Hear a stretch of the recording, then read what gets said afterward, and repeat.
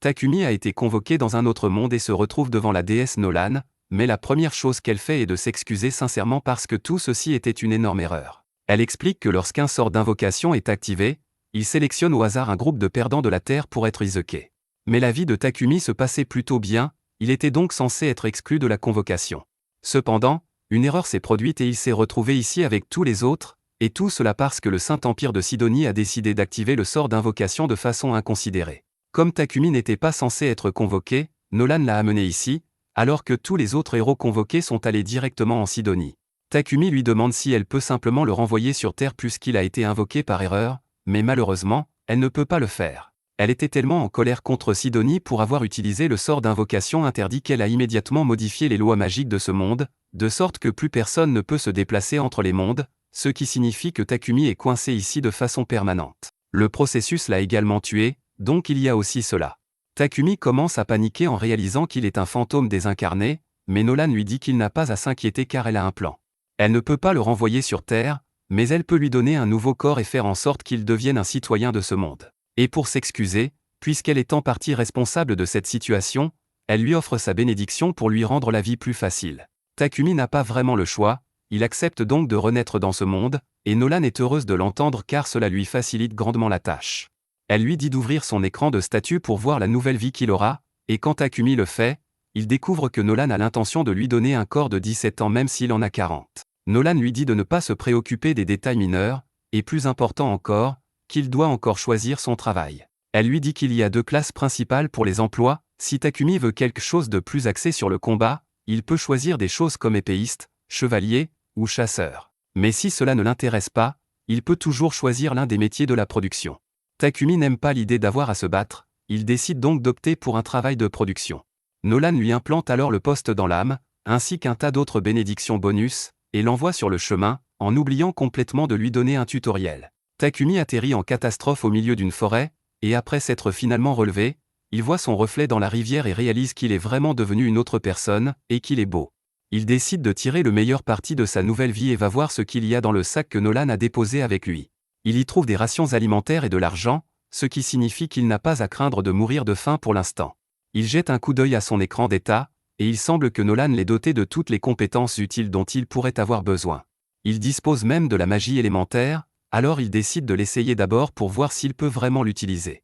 Il ouvre la main et crie « boule d'eau », et juste comme ça, une boule d'eau se forme dans sa main. Les autres éléments fonctionnent de la même manière, et Takumi peut facilement les utiliser dès son premier essai.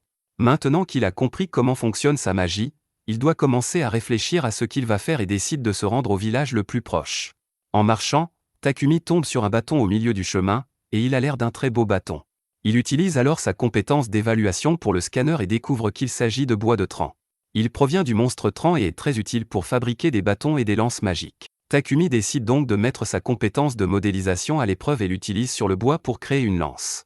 Puisque le bois fonctionne si bien, Takumi décide de regarder autour de lui pour voir s'il y a d'autres plantes utiles à proximité, et il en trouve une tonne, alors il passe l'heure suivante à les cueillir. Mais maintenant, il ne sait pas quoi faire de toutes ces plantes, elles ne rentreront certainement pas dans son sac, alors il devra peut-être les laisser derrière lui.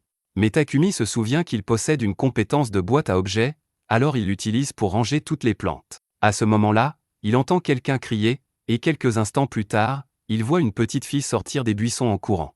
La petite fille vient lui demander de l'aide parce qu'un monstre la poursuit, et lorsque Takumi se retourne pour voir de quel genre de monstre il s'agit, il trouve un énorme lapin à cornes. Le lapin lui fonce dessus et manque de l'empaler, mais à la dernière seconde, il panique et poignarde accidentellement le lapin à la tête, le tuant sur le coup. Il est choqué qu'un débutant comme lui ait pu gagner contre un tel monstre, et il suppose que c'est grâce à la bénédiction de Nolan. Mais Nolan n'y est pour rien, c'est juste de la chance. À la suite de son combat, Takumi obtient le titre de guerrier, mais il n'en est pas ravi, car il espérait ne pas avoir à se battre du tout. Mais ce n'est pas vraiment important pour l'instant, car il doit encore vérifier si la petite fille va bien. Molly dit qu'elle va bien et explique qu'elle était venue cueillir des herbes, mais qu'elle s'est accidentellement éloignée du village du conseil et qu'elle s'est fait attaquer. En l'entendant parler d'un village, Takumi s'enthousiasme et lui demande s'il peut venir au village. Molly lui dit qu'elle lui montrera le chemin, mais avant cela, elle lui demande s'il a l'intention d'emmener ce lapin avec lui, car sa viande est vraiment délicieuse. Takumi réalise que ce serait un gâchis de le laisser ici, alors il met le lapin dans sa boîte à objets. Mais immédiatement après avoir fait cela, Il réalise qu'il vient de le faire devant Molly alors qu'il avait l'intention de garder secrète la compétence de sa boîte à objets. Il n'y a plus rien à faire, alors Molly et lui commencent à marcher vers le village. Au même moment, les autres personnes convoquées viennent d'arriver dans l'Empire de Sidonie et ne savent pas trop ce qui se passe.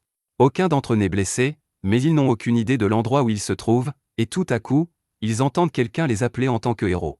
Une femme s'approche et leur dit qu'ils ne sont plus dans leur monde d'origine et qu'ils ont été appelés à utiliser leur pouvoir de héros pour sauver ce monde. Elle se présente à eux comme l'impératrice de l'Empire Sidonia, Elisabeth, et un simple coup d'œil à son visage suffit à faire comprendre aux enfants qu'elle est vraiment louche.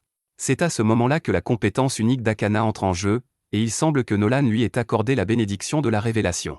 Ainsi, si elle suit son instinct, elle arrivera naturellement à la bonne réponse, et pour l'instant, l'instinct d'Akana lui dit qu'Elisabeth est une traître, et qu'on ne peut donc pas lui faire confiance. Pendant ce temps, Takumi est arrivé au village de Conseil, et les parents de Molly viennent le remercier d'avoir sauvé leur fille. Le père de Molly se présente sous le nom de Banga, et sa femme s'appelle Martha. Il pense que Takumi est un homme très responsable pour avoir voyagé si loin tout seul. Sur ce, Takumi leur demande s'il peut rester dans ce village pendant un certain temps, puisqu'il n'a nulle part où aller. Ils lui répondent qu'il est le bienvenu, mais malheureusement, ils n'ont pas d'auberge dans le village, donc il n'y a pas d'endroit où loger pour le moment.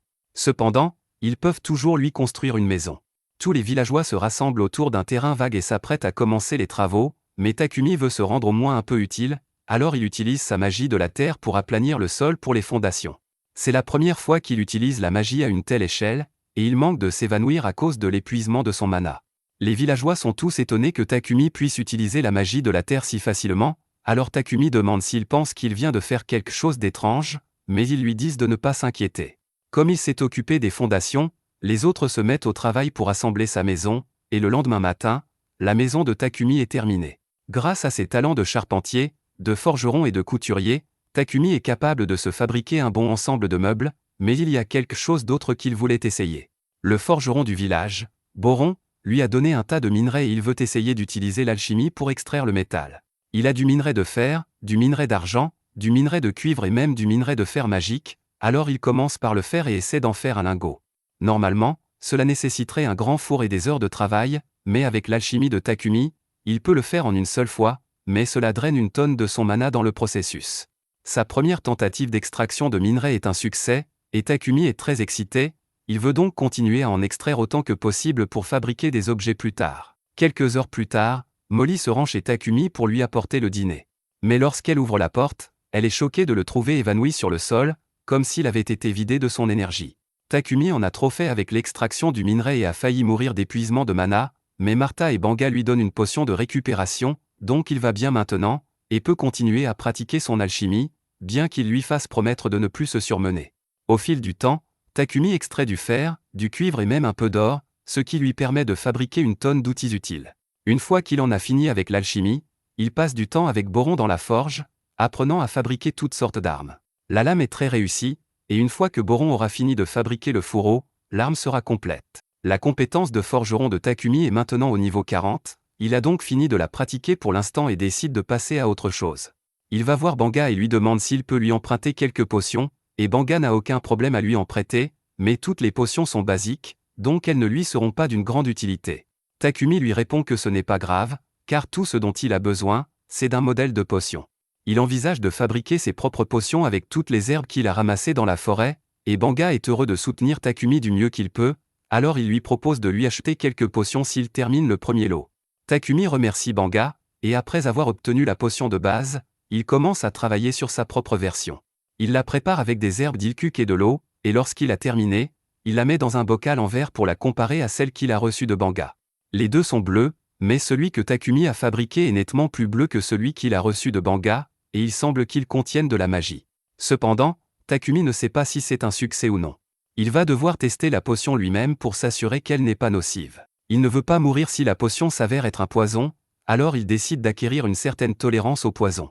La meilleure façon pour lui de le faire est de manger ce que c'est jusqu'à ce qu'il soit sur le point de mourir, puis d'utiliser la magie de guérison pour se soigner. Cela fait maintenant quelques heures qu'il fait cela, et il se sent vraiment mal. Le bon côté des choses, c'est qu'en se soignant autant, il a acquis la compétence de purification, ce qui ne manquera pas d'être utile à un moment donné. Alors que Takumi se remet sur pied, il entend un bruit derrière lui et découvre un énorme sanglier qui le fixe. Le sanglier n'est manifestement pas amical, alors Takumi saisit sa lance et se prépare à se défendre. Cependant, lorsque le sanglier charge sur lui et qu'il tente d'utiliser la lance, celle-ci se brise au contact, laissant le sanglier indemne et Takumi sans arme. Il essaie d'utiliser toute la magie dont il dispose, mais aucune ne fait de dégâts sur le sanglier, et il commence à paniquer. Alors qu'il pensait que les choses ne pouvaient pas être pires, il remarque une araignée venimeuse derrière lui, qui semble s'apprêter à attaquer. Cependant, au lieu de l'attaquer, l'araignée attaque le sanglier, qui manque Takumi, mais le sanglier continue de s'approcher de lui, alors il doit trouver quelque chose rapidement. Jusqu'à présent, toutes ses attaques physiques ont échoué, mais il reste une chose qu'il n'a pas encore essayée. Alors que le sanglier fonce à nouveau sur lui, il saute en l'air et, au moment du contact, utilise sa compétence d'alchimie sur la tête du sanglier pour la briser. Grâce à sa rapidité d'esprit, il réussit à survivre et, maintenant qu'il est en sécurité, il décide d'aller voir l'araignée puisqu'elle l'a aidé tout à l'heure. L'araignée est en très mauvais état après avoir été frappée par le sanglier, alors Takumi décide de la soigner pour qu'elle ne meure pas. Il se lève ensuite pour retourner au village, mais il reçoit une notification lui indiquant qu'il a réussi à apprivoiser l'araignée. Il ne savait pas qu'il était possible d'apprivoiser une araignée, mais il hésite à l'emmener avec lui car l'araignée est considérée comme un monstre dangereux. Cependant, l'araignée lui fait les yeux doux, il décide donc de l'accepter comme animal de compagnie et, pour officialiser la chose, il la nomme Maple. Un peu plus tard, Takumi revient au village et montre à tout le monde le sanglier géant qu'il a tué.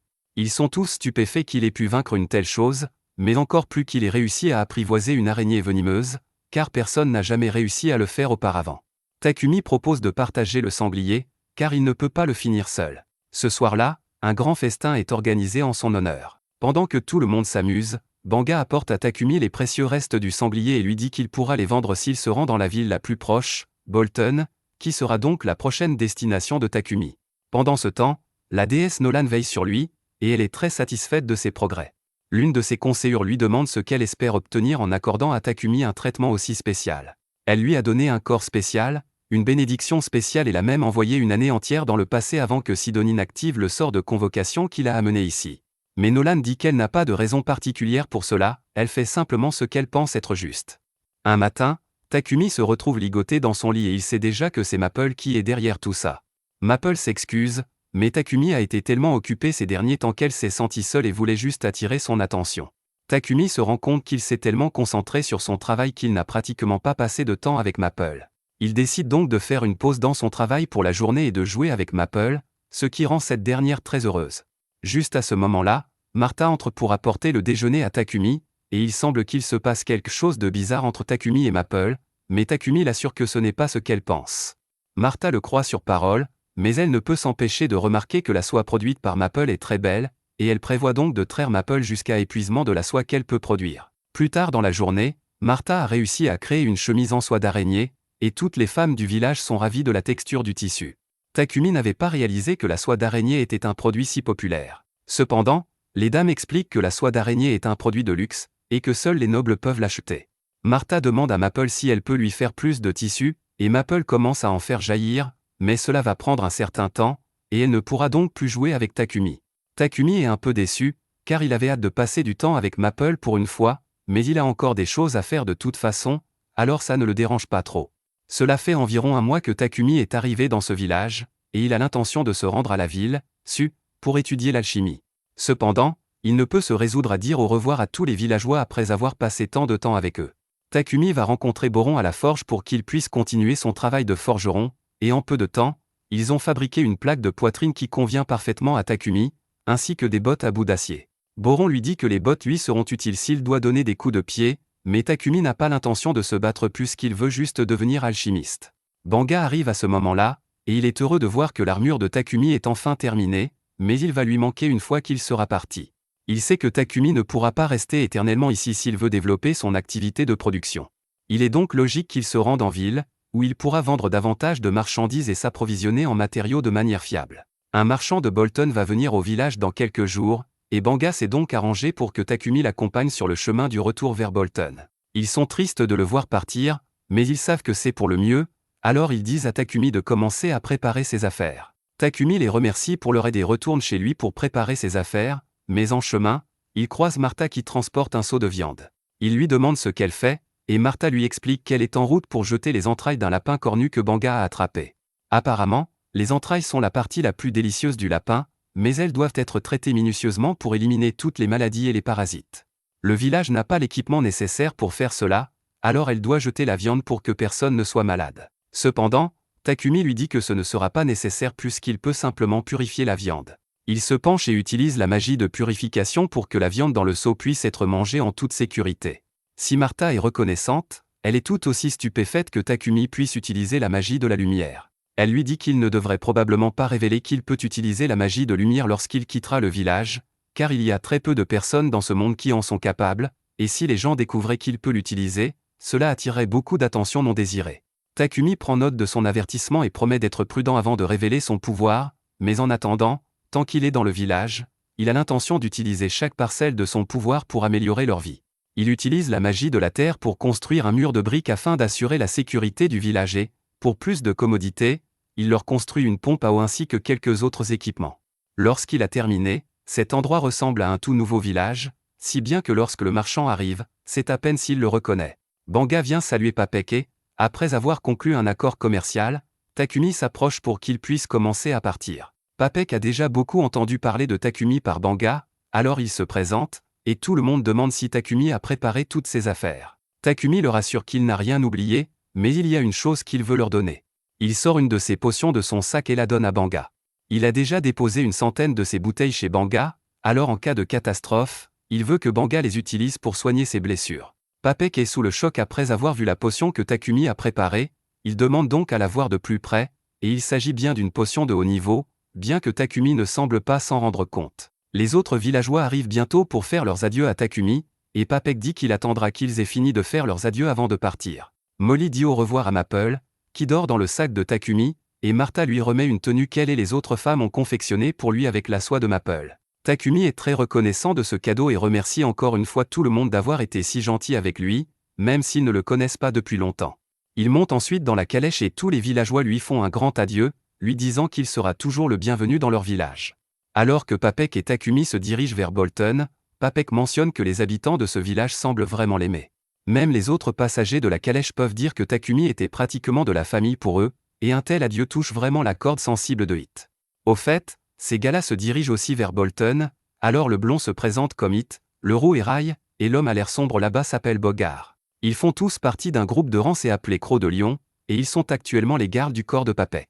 Bien que cette région soit plutôt paisible, ils n'ont pas grand-chose à faire. Rai remarque que Takumi tient fermement son sac, alors il lui demande si quelque chose de précieux se trouve à l'intérieur, et Takumi répond en disant que son araignée tueuse de compagnie dort à l'intérieur. Le groupe n'arrive pas à croire que Takumi a réussi à apprivoiser une araignée tueuse, alors Rai demande à la voir, mais elle est vraiment effrayante, alors Maple finit par lui donner un coup de tête au visage.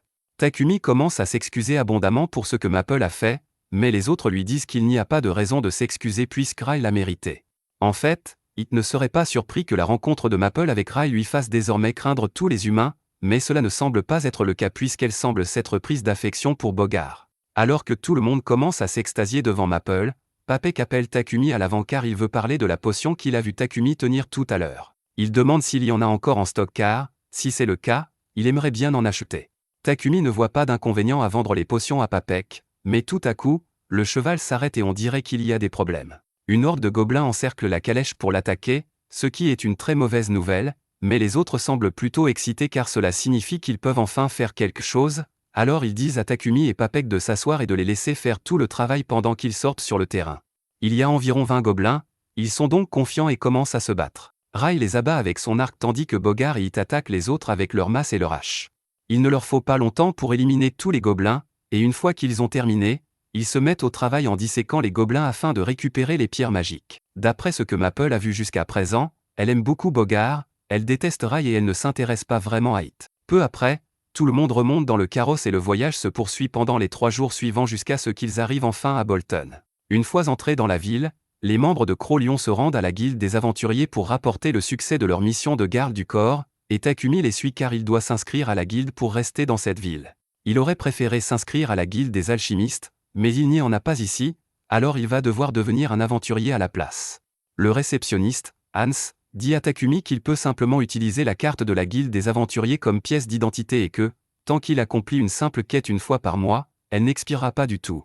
Takumi finit par s'inscrire en tant qu'aventurier et présente Maple comme son animal de compagnie.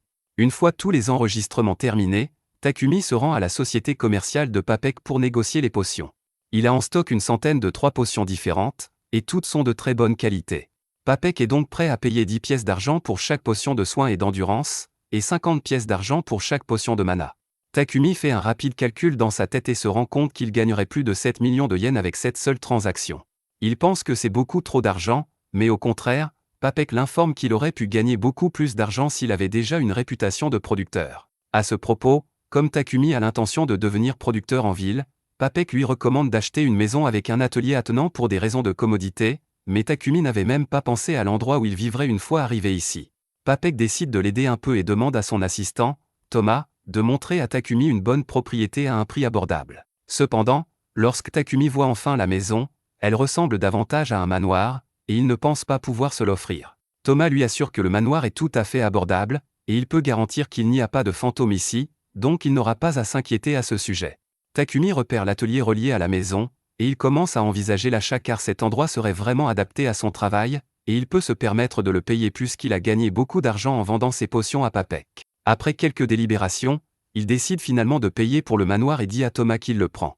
Thomas est heureux de l'entendre et dit qu'il va commencer les démarches administratives immédiatement pour que Takumi puisse emménager demain s'il le souhaite, mais alors qu'il marche dans les rues de la ville, Takumi sent une odeur nauséabonde dans l'air. Thomas voit bien que l'odeur dérange Takumi, alors il lui explique que cette odeur nauséabonde vient des égouts. Les riches ont des épurateurs magiques pour nettoyer leurs eaux usées, mais les égouts de la ville principale n'ont pas ce luxe. Les purificateurs magiques sont très rares, car on ne les trouve que dans les ruines et les donjons anciens, et ils sont donc trop chers pour être installés dans les égouts de la ville. Quelques prêtres sont périodiquement engagés pour nettoyer manuellement les égouts avec de la magie de purification, mais les égouts sont encore sales la plupart du temps. Le lendemain, Takumi et Maple emménagent dans leur nouvelle maison, et la première chose que Takumi veut faire est de trouver une solution au problème des égouts. Il obtient un morceau de quartz et d'argile de l'entreprise de Papek, et après avoir utilisé la magie pour le façonner, il utilise la magie du feu combinée à la magie de l'espace-temps pour le cuire rapidement. Après avoir fait cela pendant un certain temps, le mana de Takumi est complètement vidé, et il doit boire quelques potions de mana. Mais le bon côté des choses, c'est qu'il réussit à terminer sa création, des toilettes modernes. À ce moment-là, il entend Papek crier dans le salon.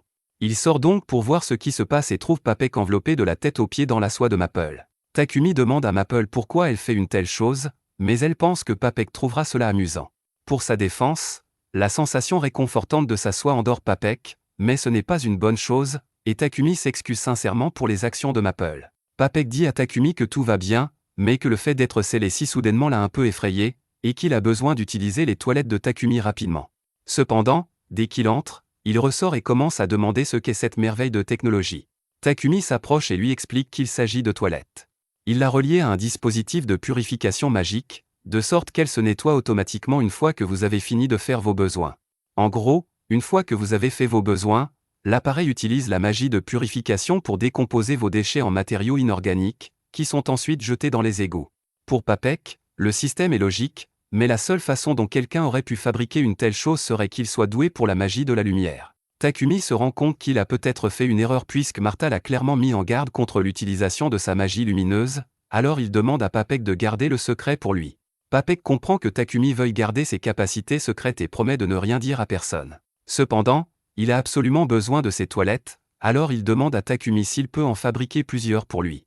Takumi hésite à accepter car la fabrication d'une seule toilette représente beaucoup de travail, mais comme Papek insiste tellement, il accepte de le faire tant que Papek peut fournir les matières premières. Papek est très heureux d'entendre cela, mais il ne peut pas s'attendre à ce que Takumi fabrique toutes ses toilettes tout seul, alors il suggère que Takumi fasse un contrat d'esclave. Takumi est surpris par cette suggestion, car il ne voudrait jamais prendre un esclave, mais Papek fait remarquer que si Takumi essaie de garder ses capacités secrètes, il serait préférable de prendre un esclave pour l'aider dans son travail, car un esclave serait tenu au secret. Le fait d'être doué pour la magie de la lumière est très important, car cela signifie que vous avez été choisi par Dieu, et c'est pourquoi l'Église de la lumière divine s'en prendrait probablement à Takumi pour le forcer à travailler pour elle. Ils font beaucoup de profit en monopolisant la magie de purification, alors Papek doute qu'il soit heureux d'apprendre que les roturiers peuvent avoir accès à des purifications bon marché grâce aux toilettes de Takumi. Mais Papek a déjà une idée de la façon de contourner l'Église, alors Takumi n'a pas besoin de s'en préoccuper pour l'instant. Le plus important est de s'assurer que l'Église ne découvre pas sa magie lumineuse. C'est pourquoi la meilleure option serait de trouver un esclave, mais Takumi est strictement opposé à l'esclavage, Alors il dit qu'il fera tout le travail tout seul. À ce moment-là, sa carte de guilde se met à briller, Takumi y jette un coup d'œil, et elle affiche un message disant qu'il doit accomplir une quête de vérification pour conserver son statut d'aventurier. Il semble donc qu'il n'aura pas le temps de faire les toilettes tout seul, alors il cède et accepte d'acheter un esclave. Papek emmène Takumi à la Muin Trading Company, car ce sont les marchands d'esclaves les plus respectueux de l'éthique. Papek part parler au propriétaire pour qu'il puisse faire une bonne affaire avec Takumi, et pendant ce temps, Takumi sort dans le jardin parce qu'il est joli. Il y trouve une belle fille elfe assise sur une terrasse, mais dès qu'elle voit Takumi, elle lui dit de s'en aller. Un peu plus tard, Papek présente Takumi à la propriétaire de la société de commerce d'esclaves, Mulan, et lui dit que Takumi est intéressé par l'achat d'un esclave. Bien qu'il mentionne que Takumi était vraiment réticent à l'idée d'acheter un esclave, Mulan lui demande s'il y a une raison particulière à cela, et Takumi explique que, dans son pays d'origine, la vente et l'achat d'êtres humains ont été abolis il y a longtemps, et qu'il n'est donc pas à l'aise avec l'idée de le faire ici. Mulan comprend les inquiétudes de Takumi, mais elle l'assure que, dans cette nation au moins, les droits et les privilèges des esclaves sont préservés dans une certaine mesure. En gros, cela fonctionne comme suit, le propriétaire s'engage à respecter les droits fondamentaux de l'esclave, en lui fournissant de la nourriture, des vêtements et un abri, tandis que l'esclave s'engage à remplir ses devoirs. Les devoirs de l'esclave sont clairement définis dans le contrat, mais en plus de cela, le contrat interdit au maître et à l'esclave de se blesser l'un l'autre de manière mortelle. Takumi est ravi d'apprendre cela, car cela signifie que le contrat d'esclave est en quelque sorte un travail normal assorti de quelques règles. Mulan poursuit en expliquant qu'il existe plusieurs types de contrats d'esclaves. Dans le cas où une personne devient esclave à cause d'une dette, elle sera sous contrat jusqu'à ce qu'elle gagne assez d'argent pour rembourser cette dette. D'autres contrats sont plus permanents et sont généralement conclus par des criminels ou des personnes capturées lors d'une guerre, comme alternative à la mort. Cependant, la grande majorité des contrats d'esclavage sont conclus par des personnes qui ont été illégalement forcées par des bandits.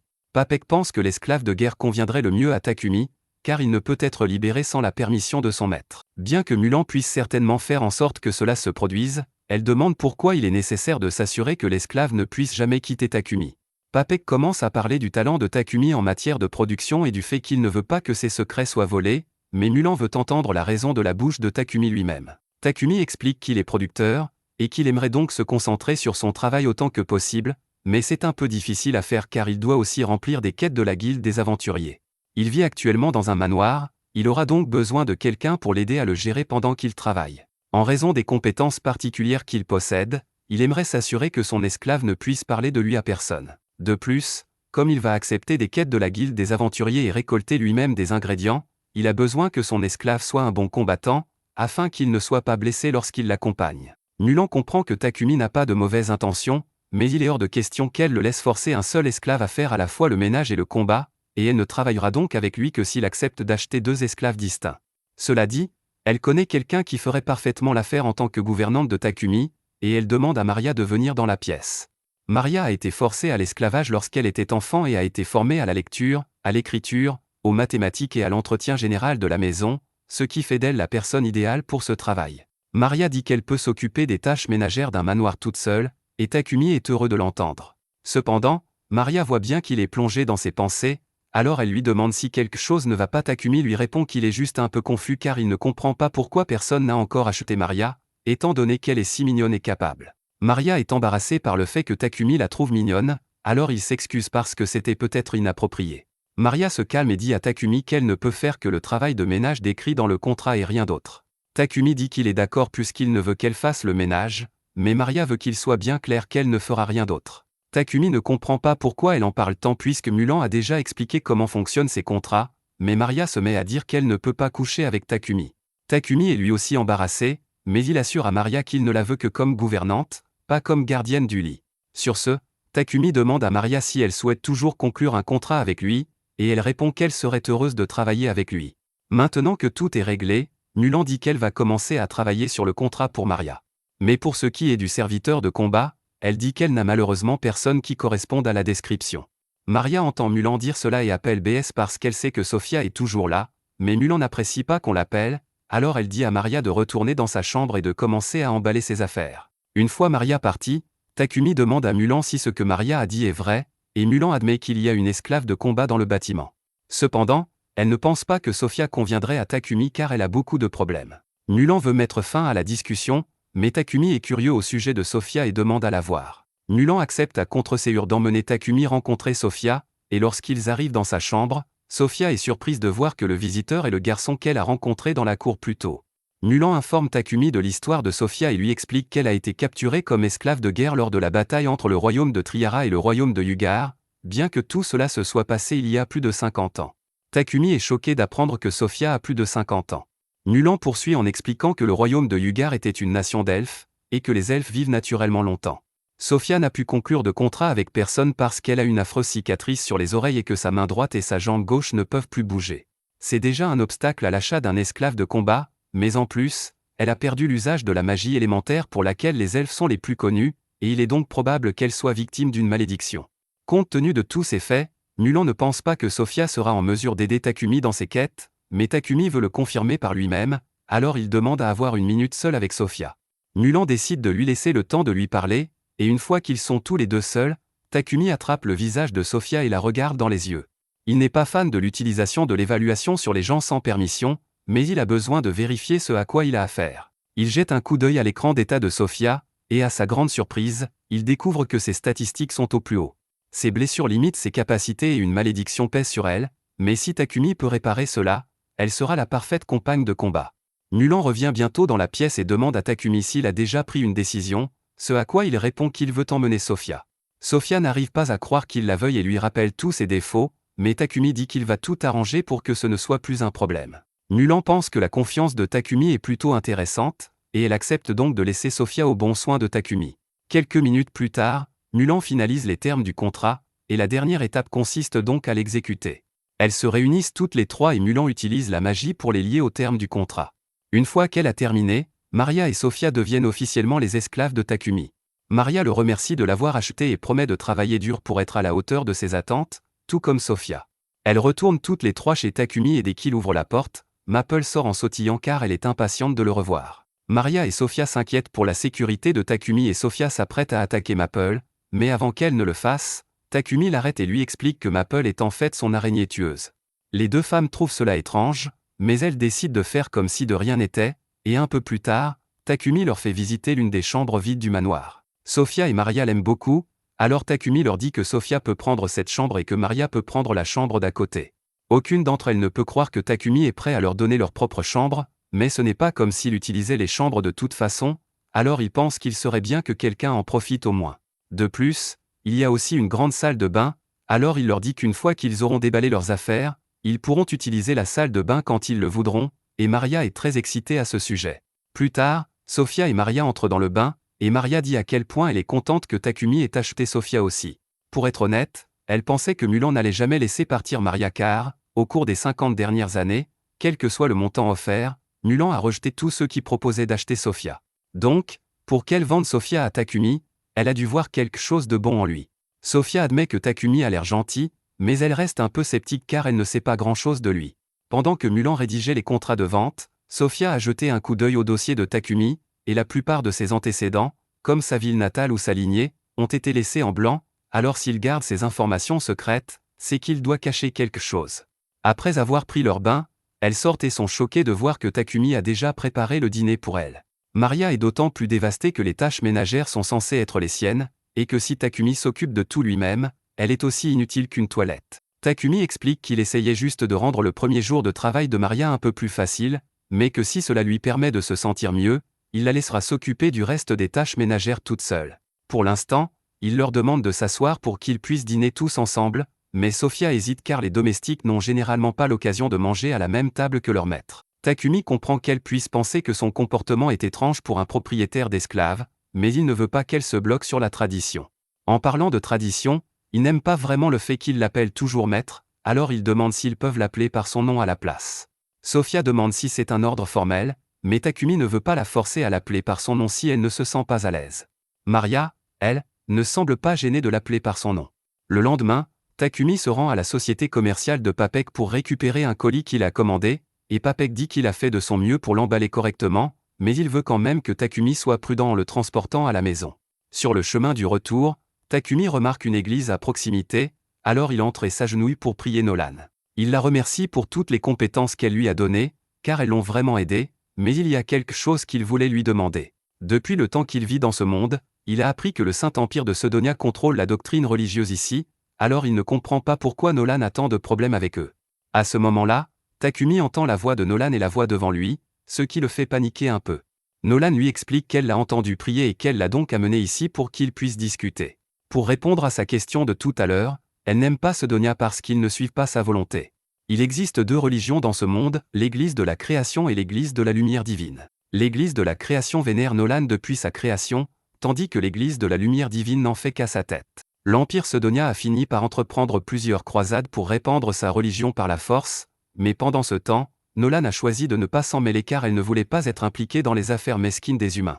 Takumi lui fait remarquer que c'était une décision stupide puisque la seule raison pour laquelle Sedonia a pu activer le sort de convocation qui l'a amené ici, c'est parce que Nolan n'est pas intervenu avant qu'il ne soit trop tard. Et oui, ça sonne mal quand il le dit comme ça, mais elle lui a donné toutes ses bénédictions pour rattraper son erreur. Il y a cependant une chose qu'elle doit lui dire, la plupart de ses bénédictions resteront avec lui pour toujours, mais il y en a une qui s'effacera, et c'est la chance exceptionnelle qu'il a eue récemment.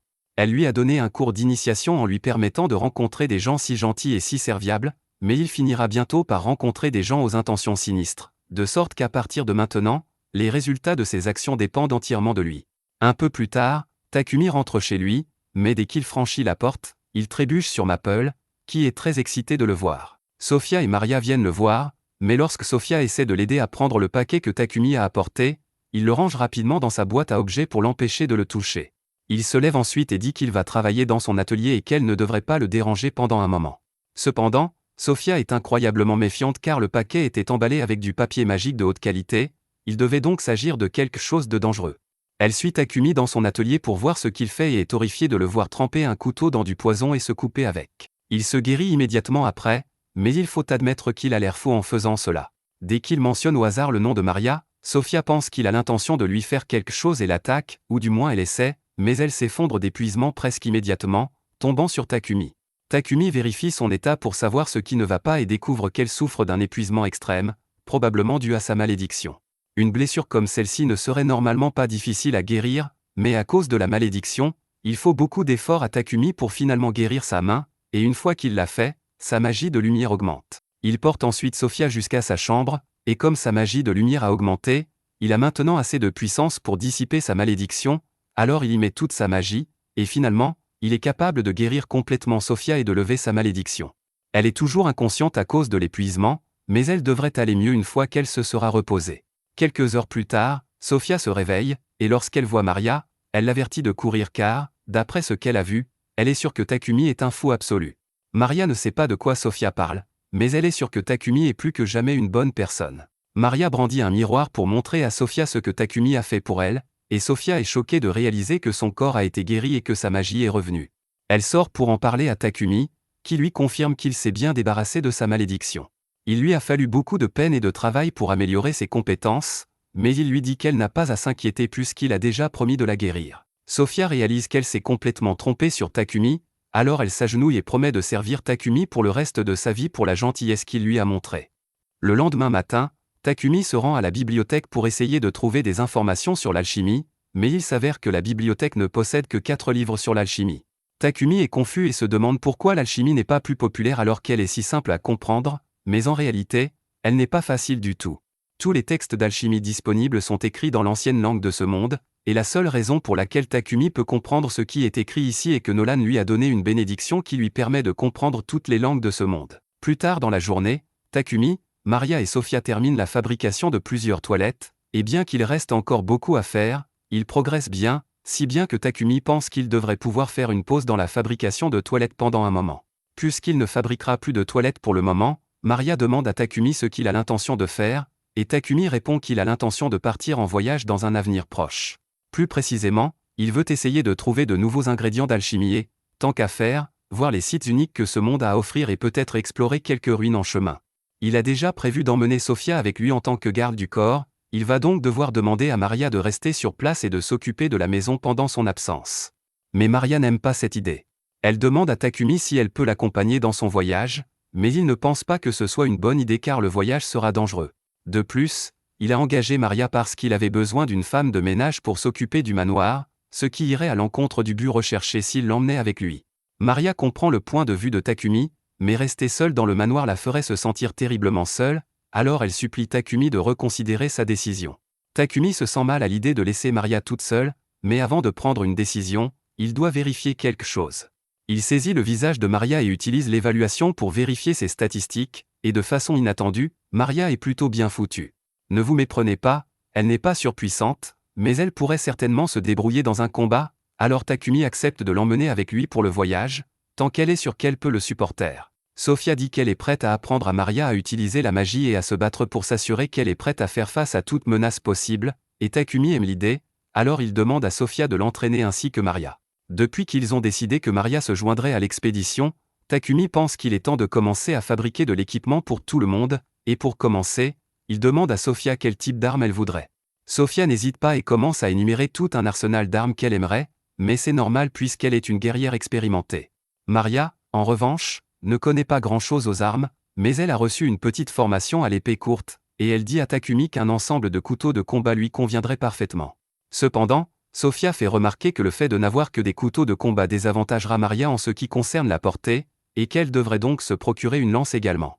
Maria ne sait pas comment se servir d'une lance, alors Sophia lui propose de l'entraîner rapidement pour lui montrer les bases, et pendant ce temps, Takumi commence à travailler sur les armes. Il ne lui faut pas longtemps pour finir de fabriquer toutes les lames, mais cela lui prend beaucoup de mana, et il doit boire une potion de mana pour récupérer avant de pouvoir continuer. Pour terminer, Takumi lance des enchantements d'attaque et d'auto-réparation sur les lames afin de ne pas avoir à les entretenir aussi souvent, et une fois que c'est fait, les lames sont enfin terminées. Il va maintenant s'occuper des poignets, mais comme Maria a demandé des couteaux de combat, elle aura besoin d'un fourreau. Même si Takumi est un gentleman, il reste un homme de culture, et imaginer les cuisses épaisses de Maria avec des couteaux dessus le fait presque s'évanouir. La prochaine chose qu'il doit faire est l'armure pour les filles, mais plutôt que de simplement leur demander de le laisser mesurer leur taille, Takumi a une bien meilleure idée. Il ouvre sa boîte d'objets et en sort 2 poupées grandeur nature de Maria et Sophia qu'il avait déjà fabriquées avec sa compétence d'évaluation, mais ne lui demandez pas pourquoi il les a faites. En ce qui concerne l'armure elle-même, Takumi prévoit de la fabriquer en utilisant de la soie d'érable et une partie de la peau qu'il a obtenue du sanglier blindé. Pour ce qui est de la conception, il n'a jamais eu l'occasion de fabriquer une armure pour d'autres personnes auparavant, alors il décide de laisser libre cours à son imagination et d'essayer toutes ses fantaisies en matière d'habillement avec ses poupées. Après plusieurs jours et plusieurs refontes, Takumi donne enfin l'armure à Maria et Sophia, et elle leur va à ravir. Il leur demande si elles l'aiment et elles sont toutes les deux surprises de voir à quel point elle leur va bien que Takumi ne leur ait jamais demandé leur mensuration. C'est presque comme s'il avait des doubles d'ailes sur lesquelles il aurait pu tester les tenues, mais ce serait fou, non? Takumi change de sujet avant qu'ils ne commencent à se méfier et leur demande ce qu'ils pensent des armes qu'il a fabriquées pour eux. Sophia sort l'épée que Takumi a fabriquée pour elle et dit qu'elle est parfaite. Il en va de même pour Maria qui teste ses couteaux de combat, et elle est reconnaissante de l'équipement qu'il lui a fabriqué. Il y a encore une chose que Takumi a faite pour elles deux, alors il sort des anneaux et leur dit qu'il devrait les aider à lancer leur magie. Sophia et Maria acceptent les anneaux, mais elles se sentent mal d'avoir dérangé Takumi à ce point, car de tels anneaux consomment forcément une tonne de mana. Takumi admet que c'était épuisant, mais cela l'a aidé à améliorer ses magies de glace et de foudre, donc cela en valait la peine. Après avoir testé tout l'équipement, ils se rendent tous les trois à la guilde, car Takumi doit inscrire Maria et Sophia à la guilde pour qu'elles puissent également s'inscrire en tant qu'aventurières. Comme c'est leur première fois à la guilde, Maria et Sophia obtiennent le rang H. Pendant que Takumi est là, Hans lui rappelle qu'il doit accomplir au moins une quête pour conserver son statut d'aventurier. Takumi se rend sur le tableau des novices pour voir s'il y a de bonnes quêtes qu'il peut choisir. Il espère choisir une quête de rang H ou G pour ne pas avoir trop de travail, mais Sophia pense qu'il ferait mieux de choisir l'une des quêtes les plus difficiles, car cela l'aiderait à augmenter son rang. Deux salauds entendent que Takumi est de rang H et pensent pouvoir l'intimider pour qu'il s'enfuit afin de pouvoir s'amuser avec Sophia et Maria. Ils disent à Takumi qu'ils sont tous de rang D, qu'il n'a aucune chance de les gérer tous en même temps, et qu'ils n'ont aucun problème à tabasser un gars au hasard pour s'amuser. Maria est sur le point d'intervenir et de faire entendre raison à ces idiots, mais Takumi l'arrête et dit qu'il va s'en occuper lui-même. Il est absolument terrifié, mais ces gars ne lui ont pas seulement manqué de respect, ils ont manqué de respect à ses amis, alors il ne peut pas reculer. Les gars de rang D sont offensés qu'un novice de rang H comme Takumi pense qu'il a une chance contre eux. Le gars à la bedaine tente de le frapper de toutes ses forces, et Takumi se laisse faire. Mais le seul à être blessé est le type de rang D, qui s'est cassé la main avec cette petite cascade. Soudain, le maître de la guilde, Barak, arrive et exige de savoir ce qui s'est passé, car les combats sont interdits dans la guilde. Au début, il pense que Takumi est responsable de tout ce remue-ménage puisqu'il est complètement indemné que l'autre gars a un bras cassé, mais Maria lui dit que Takumi n'a rien fait de mal. Anne soutient également leur histoire et explique au maître de la guilde que Takumi n'a fait que recevoir un coup de poing au visage. Le maître de la guilde veut toujours faire toute la lumière sur cette affaire, alors pour l'instant, il demande à quelqu'un d'éloigner l'homme à la bedaine et dit à Takumi et à son groupe de venir avec lui car il a quelques questions à leur poser. Il pense que Takumi n'a fait que se défendre, mais il ne comprend pas comment il l'a fait et aimerait avoir une explication. Takumi est un peu mal à l'aise à l'idée de révéler des informations sur ses compétences personnelles, mais le maître de guilde l'assure que toutes ces informations resteront confidentielles. Dans ce cas, Takumi explique que lorsque le type lui a donné un coup de poing, il a ouvert sa boîte à objets et en a sorti un peu de charbon de bois, qu'il a ensuite utilisé pour s'enduire le haut du corps afin de se défendre. Pour être sûr de ne pas être blessé, il a synthétisé le charbon en diamant. C'est ainsi qu'il a pu briser le poing de ce type sans rien faire. Puisqu'on en parle, le maître de guilde pense que ce serait une bonne idée de promouvoir Takumi au rang D immédiatement. Il a clairement les compétences pour être de rang D, et si son rang est plus élevé, les idiots comme le dernier gars n'auront pas l'audace de s'en prendre à lui juste parce qu'il a de jolies femmes avec lui. Takumi ne pense pas qu'il serait juste qu'il obtienne une promotion automatique pour cette raison, alors Anne suggère que Takumi et les autres accomplissent quelques quêtes difficiles pour justifier leur promotion, et Sophia et Maria semblent penser que c'est une bonne idée, alors Takumi accepte aussi. La quête qui leur est assignée consiste à exterminer des gobelins et des kobolds et à récolter des herbes mûriles, et ils se rendent donc dans la forêt pour commencer. Maple joue le rôle d'éclaireur et prévient le groupe qu'il y a un groupe de 4 gobelins devant eux. Sophia prend l'initiative et se porte volontaire pour s'occuper des 2 premiers, elle s'élance et les abat d'un seul coup. Les 2 autres sont bloqués par la toile de Maple, et une fois qu'ils sont tombés au sol, Maria et Takumi les poignardent dans le cou. Takumi est content qu'ils se débrouillent si bien contre les monstres, mais cela dit, ils ont rencontré beaucoup trop de monstres ici. Ils ont déjà tué près de 100 gobelins et kobolds, alors Sophia pense qu'il doit y avoir un campement de monstres à proximité, et si c'est le cas, alors il y a probablement aussi un général gobelin.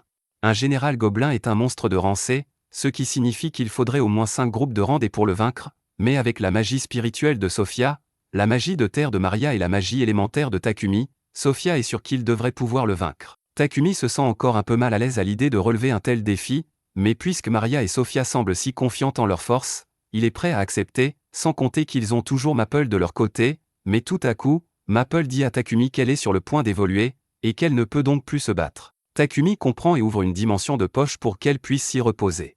Mais, juste comme ça, Sophia et Maria ont beaucoup de questions, comme quand diable Takumi a-t-il appris à créer des dimensions de poche?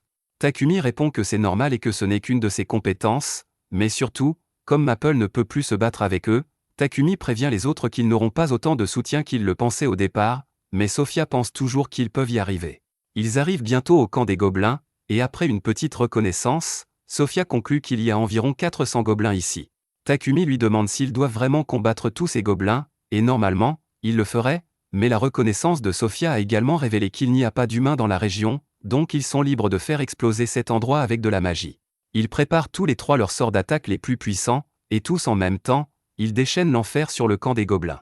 Quand ils ont fini, presque tous les gobelins ont été tués, et il ne reste plus que le général gobelin et quelques chevaliers gobelins. Sophia dit qu'elle s'occupera des chevaliers gobelins, alors Takumi reste pour s'occuper du général gobelin, et plutôt que de le combattre avec sa lance, il choisit de lui mettre le feu pour l'achever. Une fois qu'ils ont confirmé que tous les gobelins sont morts, ils rassemblent toutes les pierres magiques et retournent à la guilde, mais ils sont tous les 3 épuisés par tout ce travail. Hans a du mal à croire qu'ils ont réussi à accomplir leur quête et même à abattre un général gobelin en seulement une demi-journée. Il leur demande donc de venir dans la salle de réunion pour une minute, car le maître de la guilde veut les voir. Barak est à la fois stupéfait et furieux que Takumi fasse quelque chose d'aussi imprudent que d'affronter tout un camp de gobelins avec un seul groupe, mais alors qu'il s'apprête à réprimander Takumi, sa dimension de poche s'ouvre et Maple en sort, elle s'est transformée en arachnide, et tout le monde est ravi de voir sa nouvelle forme. À ce moment-là, Barak décide de laisser tomber l'histoire de la bataille imprudente, car le groupe de Takumi n'est manifestement pas normal. De retour à la maison, Maria demande à Takumi s'il a du tissu de rechange car elle veut fabriquer des sous-vêtements pour elle et Sophia, mais Takumi a une bien meilleure idée de sous-vêtements et lui propose de le faire pour elle à la place. Juste à ce moment-là, Maple sort de la dimension de poche et dit à Takumi que Papek est ici pour le voir, alors Takumi va le rencontrer et est informé que le seigneur de Bolton, Marcus Godwin, veut le rencontrer. Takumi aimerait éviter de rencontrer Marcus Godwin, mais compte tenu de la situation, il n'a pas le choix. Takumi arrive plus tard au château de Godwin, et heureusement, Godwin semble être un homme raisonnable puisque la première chose qu'il fait est de remercier Takumi d'avoir construit toutes ces toilettes car cela a grandement amélioré la salubrité de la ville. Sans oublier que Takumi a détruit un campement de gobelins qui aurait pu devenir un problème majeur s'il n'avait pas été contrôlé. Il reconnaît que Takumi est un atout pour la nation et l'avertit qu'il devra être prudent, car Sidonie ne manquera pas de s'en prendre à lui un jour ou l'autre. Quelques jours plus tard, Takumi finit enfin de fabriquer les sous-vêtements pour Sophia et Maria, mais c'était beaucoup plus difficile qu'il ne le pensait, et il a l'air complètement épuisé. Sophia et Maria sont très reconnaissantes et lui disent qu'elles adorent le design, alors il leur demande distraitement si elles aimeraient essayer les sous-vêtements maintenant pour voir comment ils leur vont. Une seconde plus tard, il se rend compte qu'il vient de faire une allusion déplacée, alors il sort de la pièce en courant, embarrassé, et Maria et Sophia sont un peu déçues parce qu'elles étaient tout à fait prêtes à le faire s'il était resté. Après toute cette agitation, Takumi avait besoin de se rafraîchir, et il a donc décidé que son prochain projet serait de créer des réfrigérateurs. Une fois qu'il eut terminé, il expliqua aux filles que les réfrigérateurs serviraient à garder les aliments au froid pour qu'ils ne se gâtent pas, et elles étaient toutes excitées à l'idée de sentir l'air froid qui s'en échappait. Pour créer les réfrigérateurs, Takumi a synthétisé du fer, du chrome et du nickel pour en faire de l'acier inoxydable, puis il a ajouté un dispositif magique enchanté avec de la magie de refroidissement, mais malheureusement, son réfrigérateur ne pouvait pas fonctionner avec à l'eau. Malgré tout, Maria remercia Takumi car elle pouvait désormais cuisiner avec des ingrédients frais quand elle le souhaitait. Takumi avait l'intention de donner l'un des réfrigérateurs à Maria, et les deux autres seraient envoyés à Papek pour qu'il puisse les vendre. Une fois que cela serait fait, Takumi prévoyait de passer à son prochain projet. Sophia lui a demandé s'il allait à nouveau fabriquer quelque chose de nouveau, mais en fait, Takumi pensait à faire quelques ajustements à leur équipement. Il y avait certaines choses qu'il voulait améliorer depuis leur combat contre tous ces gobelins, et comme ils allaient bientôt voyager, Takumi voulait que leur équipement soit aussi bon que possible, alors il aimerait faire un ensemble en mithril et en adamantite. Takumi s'est rendu à la guilde pour demander à Hans s'il y avait des forgerons dans les environs qui savaient travailler l'adamantite et le mithril, mais les métaux étaient vraiment rares, et il n'y avait donc pas beaucoup de gens qui correspondaient à cette description. Si Hans devait deviner, les seules personnes capables de s'en occuper étaient les nains de Namstel, mais c'était très loin, et Takumi ne pouvait donc pas s'y rendre. Takumi accepta le fait qu'il n'allait pas pouvoir trouver un forgeron convenable après tout, mais avant de partir, Hans lui parla d'une ville connue sous le nom de Hora près du royaume de Barkula, et si Takumi s'y rendait, il devrait pouvoir trouver du mithril et de l'adamantite. Cependant, il risquait d'avoir un peu de mal à y entrer, car seuls les membres de la guilde des forgerons étaient autorisés à pénétrer dans les mines. Heureusement, Hans connaissait un bon moyen de contourner les règles. Supposons, hypothétiquement, bien sûr, que Takumi accepte une quête pour exterminer les monstres qui apparaissent dans cette mine et, hypothétiquement, qu'il tombe sur du mithril en chemin, rien ne l'empêcherait alors d'extraire les métaux. Sur ce, le maître de guilde est apparu de nulle part et a dit qu'il avait la quête parfaite pour Takumi. Il expliqua que la guilde était à court de bois de trianthe ces derniers temps, et que l'hiver approchait, et qu'ils avaient donc besoin de quelqu'un pour en ramasser. Les trianthes se promenaient généralement dans les mines de Hora, et comme Takumi cherchait une excuse pour aller dans les mines de toute façon, le maître de guilde pensait qu'il serait d'accord pour faire un peu de ramassage de bois. De plus, puisque Takumi s'y rendait de toute façon, le maître de guilde voulait que lui et son groupe escortent quelqu'un, mais cela commençait à ressembler à beaucoup de travail. Takumi ne s'était jamais occupé d'une mission d'escorte auparavant, il demanda donc pourquoi les membres du Croc de Lion ne pouvaient pas le faire à la place. Le maître de guilde expliqua que les membres de Croc de Lion étaient actuellement en mission séparée, donc ils ne pouvaient pas le faire, et Takumi était la seule autre personne à qui il pouvait demander. Takumi accepta finalement de prendre en charge la mission d'escorte, mais il ne connaissait toujours pas bien la route vers Hora, alors il demanda à Hans combien de temps il faudrait pour y arriver. Hans lui répondit qu'il faudrait 7 jours s'il se déplaçait en calèche, mais seulement 4 jours s'il utilisait un cheval monstrueux, car ils sont 2 fois plus rapides que les chevaux normaux. Takumi pensait que le cheval monstre était une bonne idée, alors il demanda s'il pouvait en prendre un, mais malheureusement, Rei arriva pour leur dire que tous les chevaux monstres étaient déjà utilisés par Croc-Lion. Hans était surpris de voir Rei revenir si tôt, mais Rei a dit que lui et son groupe n'avaient pas encore terminé leur quête. Il avait tué un buffle noir en chemin, et il était revenu pour le déposer avant qu'il ne devienne rance. Il devait repartir dans la matinée pour rejoindre le reste de Croc de Lion, mais comme Rei resterait en ville pour la nuit, Takumi lui proposa de rester chez lui et de prendre un bain. Rei était excité par la perspective d'un bain, alors il décida d'accepter l'offre de Takumi. Takumi était heureux de l'entendre, mais il devait aller quelque part après cela, alors il a dit que Rei pouvait simplement l'attendre chez lui, mais Rei a dit qu'il préférait accompagner Takumi. Dans ce cas, Takumi laissa Rei l'accompagner à l'entreprise de Papek, et pendant que Takumi était là, il réussit à convaincre Papek de lui laisser emprunter 2 de ses chevaux monstres pour sa mission. En échange, Papek demanda à Takumi de lui vendre une partie des minerais qu'il avait obtenus à la mine de Hora. Par ailleurs, à propos du réfrigérateur qu'il avait apporté plus tôt, Papek l'a vraiment aimé, alors il a demandé à Takumi d'en faire d'autres pour lui une fois qu'il sera rentré de son voyage dans les mines. Pendant ce temps, au manoir de Takumi, Sofia commençait à s'inquiéter que quelque chose lui soit arrivé puisqu'il n'était pas encore rentré. Plus tard dans la soirée, Takumi rentrait chez lui avec Rei, et il s'excusait d'avoir entraîné Rei dans une si longue course, même s'il devait être fatigué de son voyage, mais Rei n'y voyait pas d'inconvénient, puisque c'était lui qui avait dit qu'il accompagnerait Takumi. Juste à ce moment, Rei sentit que quelqu'un les observait, Takumi et lui, avec beaucoup d'hostilité. Il savait déjà qu'il ne pourrait pas battre cette personne avec l'équipement qu'il avait sous la main, alors il attrapa la main de Takumi et commença à courir. Cependant, l'assaillant les rattrapa rapidement et donna un coup de pied au visage de Rei. Elle s'est alors révélée être Sofia, et elle était convaincue que Rei devait essayer de kidnapper Takumi, elle était donc prête à l'abattre sans poser de questions. Cependant, avant qu'elle ne puisse tuer Rei, Takumi s'est jeté devant lui et a dit à Sofia qu'elle se trompait sur la situation. Après avoir expliqué ce qui se passait, Sofia s'est agenouillée pour s'excuser sincèrement auprès de Rei d'avoir failli le tuer sans raison. Rei était d'accord, il a donc pardonné à Sofia, mais il avait beaucoup de questions à poser à Takumi après cela. Et la liste des questions ne fit que s'allonger lorsqu'ils arrivèrent enfin à la maison de Takumi et que Rei y trouva d'autres jolies filles. Il demanda à Takumi ce qui se passait, et Takumi expliqua qu'il avait besoin d'une bonne pour s'occuper de la maison et de quelqu'un pour le garder, alors il avait engagé Sofia et Maria. Et puis il y avait Maple, qui avait évolué à un moment donné. Rei était heureux de revoir Maple sous sa nouvelle forme, et Maple se souvenait de lui, mais elle n'aimait toujours pas Rei. Rei s'agenouilla en signe de défaite, car Bogart et Hit avaient déjà des femmes, et même Takumi avait 2 petites amies, alors qu'il était toujours célibataire. Takumi a corrigé Rei et lui a dit qu'il ne sortait ni avec Sofia ni avec Maria. Après avoir entendu cela, Rei a profité de l'occasion pour tirer son épingle du jeu et a demandé à Sofia si elle envisageait de sortir avec lui, mais elle a immédiatement refusé, tout comme Maria, et Rei s'est retrouvé une fois de plus en position de vaincu. Un peu plus tard, alors que Rei pleure dans le bain, Takumi parle à Maria et Sofia de la mission qu'il a acceptée pour aller extraire du mithril et de l'adamantite.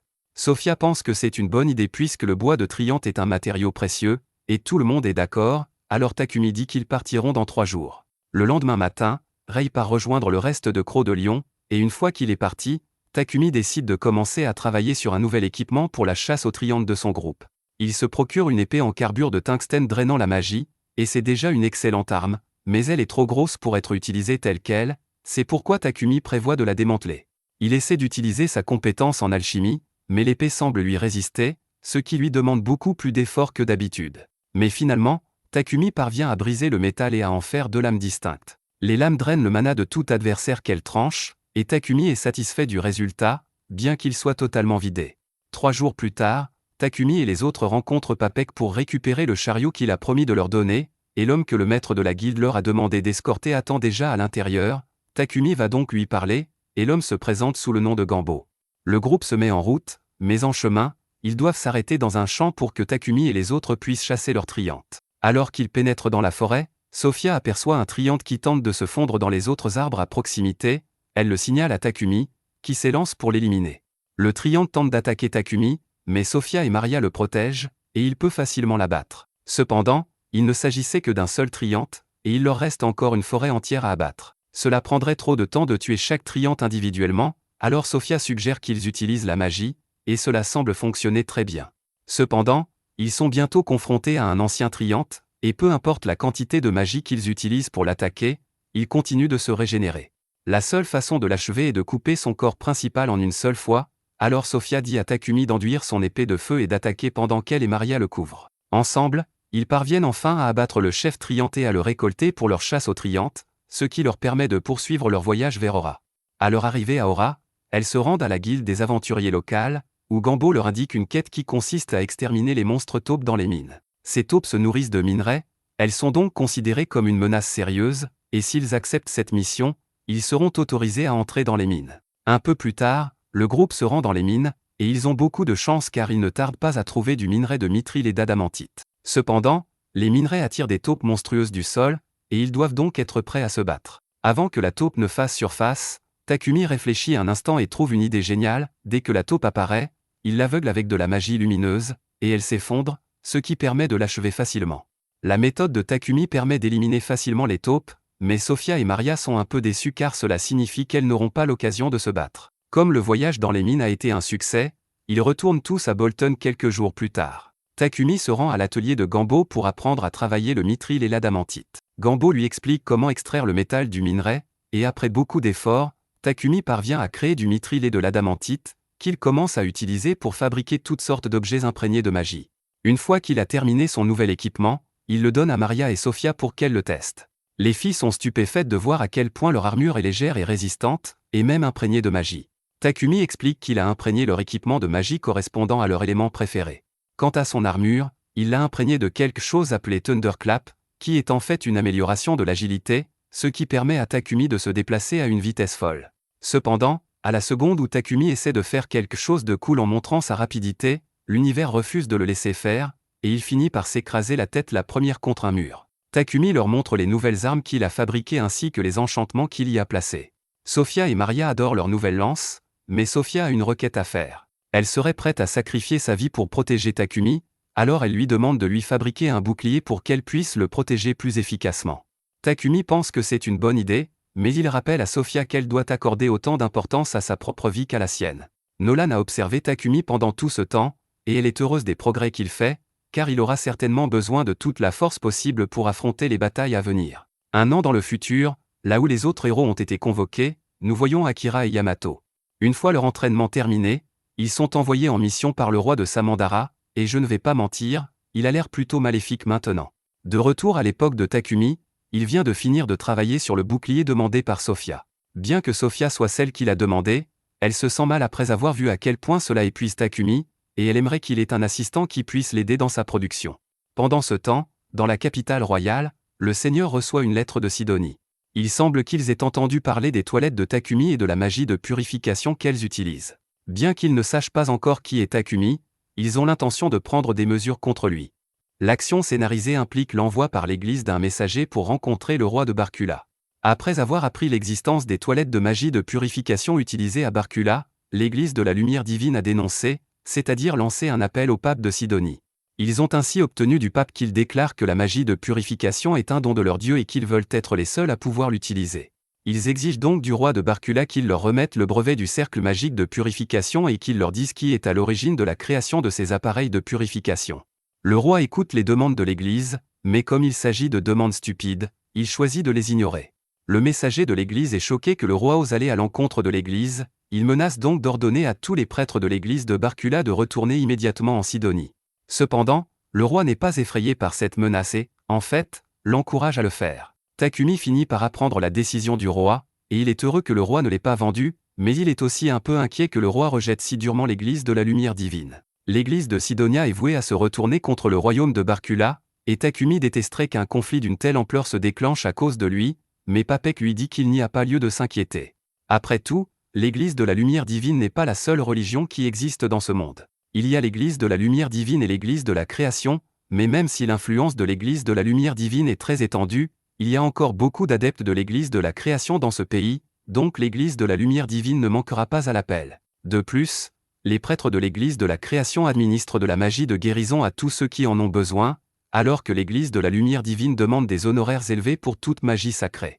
L'église de la lumière divine est soutenue par Sidonia, donc Takumi devra probablement l'éviter à partir de maintenant, mais c'est comme ça. Quoi qu'il en soit, la raison pour laquelle Papek est venu voir Takumi aujourd'hui est qu'il a présenté les toilettes et le réfrigérateur de Takumi au roi il y a quelque temps, et le roi a été tellement impressionné qu'il a demandé à Papek d'emmener Takumi le rencontrer. Takumi est un peu réticent à l'idée de rencontrer quelqu'un d'aussi important que le roi, mais Papek lui assure que le roi ne lui ordonne pas de le faire, et qu'il a donc le droit de refuser s'il le souhaite. Mais Papek tient vraiment à ce qu'il accepte, car cela améliorerait les relations de son entreprise avec la capitale royale. Takumi finit par accepter la réunion, et plus tard dans la soirée, il en parle à Sofia et Maria et leur demande si elles seraient prêtes à l'accompagner à la capitale royale Bolton. Toutes deux répondent qu'elles seraient ravies d'accompagner Takumi, qui leur propose donc de partir dans une semaine. Mais d'ici là, il y a beaucoup de choses à préparer. Un voyage vers la capitale royale prendra environ 7 jours, Maria devra donc préparer beaucoup de nourriture à l'avance, et pendant ce temps, Takumi dit qu'il va travailler sur de nouvelles capes pour Maria et Sofia. Papek lui a donné des pierres magiques de l'élément sombre, et s'il les utilise pour fabriquer les manteaux, il pourra les enchanter avec un sort de blocage de la perception. Un tel sort serait très utile au combat, mais la principale raison pour laquelle Takumi veut le fabriquer est que Sofia et Maria ne seront pas harcelées lorsqu'elles arriveront à la capitale royale. Plus tard, Sofia et Maria sortent faire quelques courses, et pendant qu'elles choisissent des fruits, Maria se plaint que Takumi n'a pas assez confiance en lui. Sofia est d'accord et souligne que Takumi est beau, qu'il a un talent incroyable pour l'alchimie et qu'il a un don incroyable pour l'invention. Elle continue à énumérer toutes les qualités de Takumi, mais Maria remarque l'enthousiasme de Sofia lorsqu'elle parle de Takumi, et elle a l'impression que Sofia est peut-être amoureuse de lui. Sofia nie avoir de telles pensées impures et dit qu'elle n'aime Takumi que comme son maître, mais Maria sait qu'il y a une histoire d'amour quelque part. Pendant ce temps, Takumi est de retour à l'église de la ville et s'agenouille devant la statue de Nolan pour la prier. Très vite, la lumière commence à briller sur Takumi et il se retrouve dans le domaine de Nolan, qui l'accueille chaleureusement. Cela fait un moment qu'elle n'a pas vu Takumi, et elle a entendu parler de son invitation à la capitale royale, alors s'il est ici pour prier pour un bon voyage, il aurait dû apporter une offrande pour elle. Takumi lui dit qu'il est juste là parce qu'il a quelques questions à lui poser. La déesse que l'église de la lumière divine vénère s'appelle Anat, alors il demande d'abord à Nolan s'il y a vraiment une autre déesse à part elle. Nolan affirme qu'elle est la seule vraie déesse ici, mais si c'est le cas, Takumi demande alors ce qu'Anat est censé être. Nolan ne veut pas en dire trop, elle dit donc que Takumi le découvrira le moment venu. Pendant qu'il est là, Takumi demande aussi à Nolan si elle sait ce que sont devenus les autres héros qui ont été convoqués avec lui. Cela fait 10 mois que Takumi est arrivé ici, et normalement, quelque chose comme l'invocation de héros d'un autre monde devrait provoquer une énorme commotion, mais Takumi n'a entendu personne en parler. Nolan avoue que lorsqu'elle a convoqué Takumi, elle a un peu trafiqué le temps pour l'envoyer un an dans le passé, ce qui fait que les héros n'ont pas encore été convoqués. Il faudra encore quelques mois avant que les héros ne soient convoqués, mais Takumi ne comprend pas pourquoi elle s'est donné tant de mal pour l'envoyer dans le passé, alors il demande une explication. Malheureusement, Nolan lui dit que son temps est écoulé et qu'elle ne répondra plus à ses questions pour le moment. Elle lui demande également de lui apporter des bonbons en guise d'offrande la prochaine fois qu'il lui rendra visite. Takumi tente de lui dire qu'il a d'autres questions à poser, mais Nolan lui assène un coup de tête qui le renvoie dans le monde des mortels. Takumi se réveille plus tard sur le sol de l'église, et il a l'impression que Nolan évitait ses questions sur les autres héros, mais il n'a pas l'intention de s'impliquer avec eux en premier lieu, donc cela n'a pas d'importance. Il rentre ensuite chez lui pour terminer les nouveaux manteaux qu'il voulait faire pour les filles, et une fois qu'il a terminé, il les leur donne. Maria et Sofia adorent les modèles, et Takumi est heureux de l'apprendre, mais il y a autre chose sur laquelle il veut travailler avant leur voyage. Il les conduit toutes les deux dans son atelier et leur montre qu'il a l'intention de se fabriquer un carrosse. Comme ils ont beaucoup voyagé ces derniers temps, il pense qu'il serait plus efficace de leur fabriquer une voiture confortable plutôt que de devoir en emprunter une à chaque fois. Cependant, même s'il peut fabriquer son propre carrosse, il n'a toujours pas de cheval, il va donc devoir en emprunter un à la guilde. Maria lui dit que ce n'est pas nécessaire puisqu'ils peuvent simplement en obtenir un. La forêt de la mort à l'extérieur de Bolton contient une tonne de monstres, et s'ils cherchent assez longtemps, ils trouveront probablement un cheval licorne ou drake, qui sera bien plus rapide qu'un cheval monstre ordinaire. Maria semble très enthousiaste à l'idée d'aller attraper un cheval, mais Takumi ne peut s'empêcher d'être un peu nerveux. Ils finissent par partir à la recherche d'un cheval, et alors qu'ils se dirigent vers la forêt, Takumi demande à Sofia si les chevaux de trait sont beaucoup plus rapides que les chevaux de monstres qu'ils obtiennent de la guilde. Elle le confirme et lui dit qu'un cheval de trait possède une vitesse, une endurance et une durabilité qui dépassent de loin celles d'un cheval de monstre ordinaire. Les chevaux de trait ont à peu près la même apparence que les chevaux normaux, mais ils ont une énorme corne de rhinocéros et des écailles de dragon le long de leur corps, de sorte qu'ils devraient être assez faciles à repérer s'ils en rencontrent un. À ce moment-là, Maple les appelle tous les trois et leur dit de se dépêcher pour trouver un cheval. Maple est clairement très motivée, mais c'est juste parce qu'elle est excitée à l'idée d'avoir un nouvel ami une fois que Takumi aura formé un contrat familier avec un cheval. Cependant, avant que les autres ne puissent rattraper Maple, Sofia sent qu'un monstre se trouve à proximité, elle prépare donc son épée, mais alors qu'un loup des buissons sort des buissons, il passe à côté d'eux au lieu d'attaquer. Takumi affirme fièrement que le loup ne les a pas vus grâce à leur cape anti-perception, mais Sofia est certes impressionnée par l'efficacité de la cape, mais elle pense que ce serait une bonne idée de l'enlever pour qu'ils puissent vraiment combattre des monstres. Quelques instants après avoir enlevé la cape, Sofia parvient à tuer un sanglier d'un seul coup. Maria pense que c'est une bonne chose car elle peut préparer la viande de sanglier qu'ils utiliseront pendant leur voyage. Maple s'impatiente et demande à tout le monde de se dépêcher, mais Takumi remarque alors un arbre mort sur le sol, et il aurait bien besoin de ce bois puisqu'il est en train de fabriquer un chariot, alors Sofia et lui se préparent à le couper. Maria est occupée avec la viande et Takumi est occupé avec l'arbre, alors Maple renonce à les attendre et décide de partir seule à la recherche d'un cheval. Alors qu'elle se ferait un chemin dans la forêt, Maple remarque qu'il y a une tonne d'arbres morts dans la région, et elle se demande ce qui a bien pu faire une chose pareille. Alors qu'elle s'enfonce dans la forêt, elle tombe sur un drake allongé sur le sol, qui semble en mauvais état. Maple s'approche de lui et lui demande s'il est blessé. Le drake lance immédiatement un éclair sur Maple, alors elle recule, mais elle peut voir qu'il est juste effrayé parce qu'il est blessé, et elle comprend ce sentiment puisque c'est la même chose qu'elle a ressenti avant que Takumi ne la trouve. Elle dit au drake qu'il n'a pas à s'inquiéter, car son maître est une personne très gentille, et qu'il le soignera dès son arrivée. Il ne leur reste plus qu'à attendre un peu, mais il semble qu'ils ne pourront pas attendre en paix, car deux monstres termites apparaissent soudainement, et ils n'ont pas l'air amicaux. Maple se rend compte que ce sont les termites qui ont blessé le Drake, alors elle utilise ses toiles pour les capturer et jette leur corps devant le Drake pour qu'il soit électrocuté, mais il y a beaucoup plus de termites, alors il risque d'avoir des ennuis. Pour se protéger, elle et le Drake, Maple tisse une barrière avec sa soie, mais si cela lui a permis de gagner du temps, les termites vont finir par se frayer un chemin à travers elle. Maple tente d'appeler Takumi à l'aide, mais lorsqu'elle essaie d'établir une connexion avec lui, il ne répond pas du tout. Elle commence à s'inquiéter qu'il ait été tellement excité par le bois qu'il a trouvé qu'il l'a oublié. Le désespoir s'installe lorsque les termites finissent par percer sa barrière. Maple ferme alors les yeux et attend la mort. Cependant, lorsqu'elle rouvre les yeux, elle découvre Takumi qui se tient au-dessus d'elle et qui est si heureux qu'elle aille bien. Maple lui saute dans les bras de soulagement, et il est en fait venu la sauver parce qu'elle était si inquiète qu'il n'ait pas répondu à son appel, alors Takumi explique que la cause est probablement la barrière qu'elle a mise en place. Elle était bien faite pour bloquer les attaques, mais les couches entrelacées bloquent également tous les signaux de mana, de sorte que son appel n'a pas pu l'atteindre. Mais dès que Takumi se rend compte qu'il a perdu le signal de Maple, il se précipite vers son dernier emplacement connu. Il remarque alors le Drake derrière Maple, et Maple lui demande de le sauver, alors il étend sa main et essaie d'utiliser la magie de guérison sur lui. Cependant, le Drake le repousse car il ne fait pas confiance à Takumi. Sophia dit à Takumi qu'ils doivent partir rapidement car il pourrait y avoir d'autres termites dans la région, mais que s'il laisse le Drake seul, il mourra. Takumi décide donc de le mettre dans sa dimension de poche avec Maple jusqu'à ce qu'il rentre chez eux.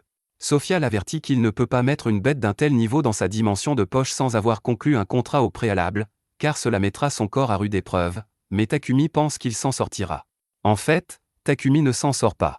Il s'est évanoui presque immédiatement après avoir mis le Drake dans sa dimension de poche, et même après que les filles l'aient ramené à la maison, il ne s'est toujours pas réveillé au cours des 12 dernières heures. Le fait que le Drake soit toujours dans sa dimension de poche signifie que le mana de Takumi va continuer à s'épuiser jusqu'à ce qu'il finisse par dépérir, et il ne peut pas ouvrir la barrière pour laisser sortir le Drake parce qu'il est inconscient.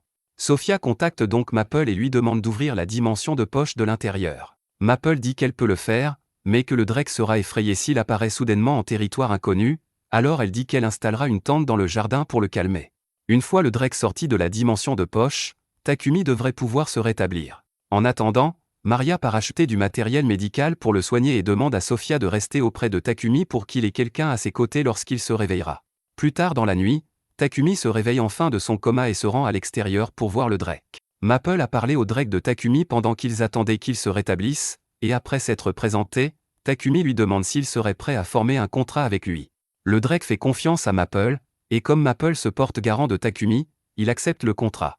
Maintenant que Takumi a apprivoisé le Drake, il peut enfin utiliser la magie sur lui sans avoir à s'inquiéter du contre-coup, alors il lance immédiatement un soin élevé sur le Drake pour guérir toutes ses blessures. Dans l'instant qui suit, le Drake est capable de se tenir debout tout seul et à retrouver toute sa force, mais maintenant qu'elle est officiellement l'un des familiers de Takumi, il doit lui trouver un nom. Comme il a donné à Maple le nom d'une feuille, il décide de garder le thème et nomme le Drake Camélia, d'après l'arbre qui conserve ses feuilles toute l'année. Maple est heureuse que Camélia aille mieux, et comme tout est réglé, Maria invite tout le monde à dîner à l'intérieur car elle a préparé beaucoup de plats savoureux, et Takumi n'a pas mangé depuis une journée entière parce qu'il était inconscient. Dans la société de commerce d'esclaves Palom, Reva, une jeune fille bestiale, rencontre un maître potentiel. Bien que le client soit impressionné par son aptitude à la magie, il demande à Reva si elle sait utiliser des sorts pratiques. Reva répond qu'elle ne connaît pas encore de sorts utiles, mais qu'elle fera de son mieux pour apprendre afin de pouvoir lui être utile. Cependant, l'homme lui dit qu'il ne peut pas l'acheter parce qu'il a besoin de quelqu'un qui puisse l'aider maintenant, et qu'il n'a pas le temps d'attendre le train de robe. Mais il reconnaît qu'elle est tout à fait unique et lui souhaite bonne chance pour trouver un maître pour elle. Une fois le client parti, Reva s'excuse auprès de Palom d'avoir été rejetée une fois de plus, mais il lui dit qu'elle ne doit pas s'inquiéter, car tôt ou tard, le maître qui lui convient se présentera.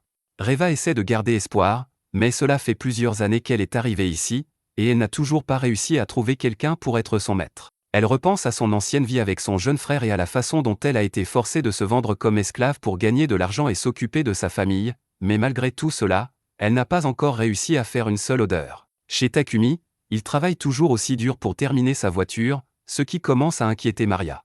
Elle demande à Takumi s'il prévoit de retourner à l'atelier de Dejambo aujourd'hui, et Takumi le confirme puisqu'il y a beaucoup de travail de forge à faire avant le voyage. Sophia lui dit qu'il se surmène peut-être un peu car, en plus de tous les efforts qu'il a déployés pour terminer le carrosse, il doit encore fabriquer des potions et des réfrigérateurs pour Papek.